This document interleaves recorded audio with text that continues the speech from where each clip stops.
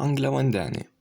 Angliavandeniai yra svarbi žmogaus mitybos dalis. Ir štai keletas įdomių faktų apie juos. Pirmas. Energijos šaltinis. Angliavandeniai yra pagrindinis energijos šaltinis organizmui, ypač smegenims ir raumenims. Jie suskaidomi į gliukozę, kuri naudojama kaip energija arba kaupiama kaip glikogenas. Antras. Tipai. Angliavandeniai yra skirstomi į paprastuosius ir sudėtinius. Paprasti angliavandeniai greitai padidina gliukozės kiekį kraujyje, o sudėtiniai yra lėtai virškinami, užtikrinant pastovią energijos tiekimą. Trečias. Skaidulos. Skaidulos yra nevirškinami angliavandeniai, kurie padeda palaikyti sveiką virškinimo sistemą, mažina cholesterolio kiekį ir gali padėti reguliuoti cukraus kiekį kraujyje. Ketvirtas.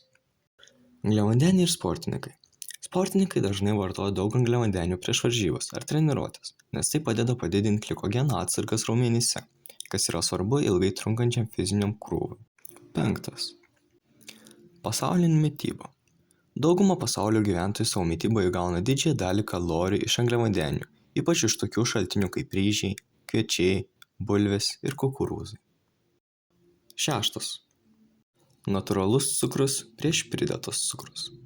Natūraliai esantis cukrus randami vaisiuose, daržovėse ir pieno produktuose, o pridėtas cukrus pridedamas gaminant maistą ir gėrimus.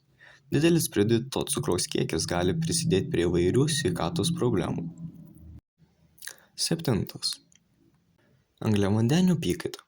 Per parą suaugusio žmogaus organizmas gali suskaidyti ir panaudoti apie 200–300 gramų angliavandenių, nors tai priklauso nuo fizinio aktyvumo ir kitų faktorių.